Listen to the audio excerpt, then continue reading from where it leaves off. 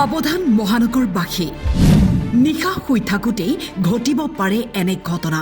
নাই নাই একো গম পোৱা নাই কিন্তু সদায় মোৰ ল'ৰা কি কয় 1টা বজাত 2টা বজাত বা 3টা বজাত সাৰ পাই উঠে কিন্তু কালি মোৰ ল'ৰাও সাৰ পোৱা নাই। পুৱা শুই উঠি গৃহস্থই দেখে ঘৰৰ দুৱাৰ খোলা। সিহঁতে কিবা স্প্ৰে কৰিছে নেকি, মোৰ এইফালে ভেণ্টিলেশ্যনটো খোলা কিন্তু খোলা নাথাকে আৰু সিহঁতে ভেণ্টিলেশ্যন দিকে স্প্ৰে কৰিছে নেকি। কোন সোমাইছিল নিশা কোঠাত শব্দও পোৱা নাছিল গৃহস্থই।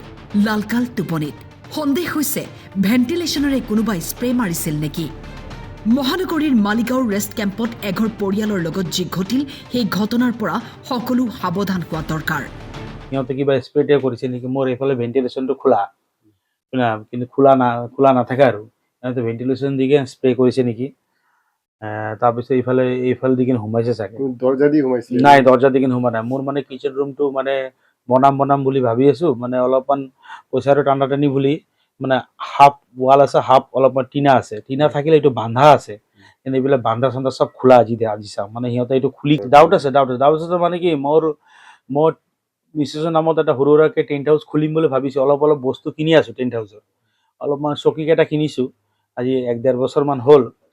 তো যোৱা সপ্তাহত মানে ৰানিং সপ্তাহত তো আমাৰ লেবাৰ কেইটা আহে, লেবাৰ কেইটাৰ লগত যিটো বেলেগ টেণ্ট হাউচৰ পৰা মালিকৰ লেবাৰ কেইটা আহে, লেবাৰ কেইটাৰ লগত সেইদিনা বেলেগ লেবাৰ চাইছো, বেলেগ লেবাৰ দেখিছো। এইটো লেবাৰ কোনোদিনা অহা নাই আমাৰ তাত। মই ভাবিছো সিহঁতৰ লগত আহিছে তো হ'ব দে, সিহঁতৰ লগত কাম কৰাই চাগে, কিন্তু একদম 100% মোৰ গেৰেণ্টি এই লেবাৰেই কৰিছে কামটো। সিহঁতে চাই গৈছে, চাই কেনে সিহঁতে কৰিছে।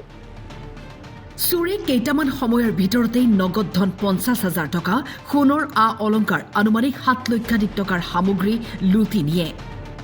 কেছ, বাকী একো বস্তু সিহঁতে ধৰা নাই। কিমান মানৰ গোল্ড 6 পৰা 7 লাখ টকাৰ গোল্ড আছিলে আৰু কেছ 50,000 ওপৰত আছিল। ধৰক 1% 50,000 ধৰক আৰু 56,000 আছিলে কেছ।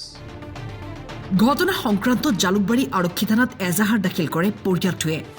বৰ্তমান জালুকবাৰী আৰক্ষী উপস্থিত হৈ তদন্ত অব্যাহত ৰাখিছে।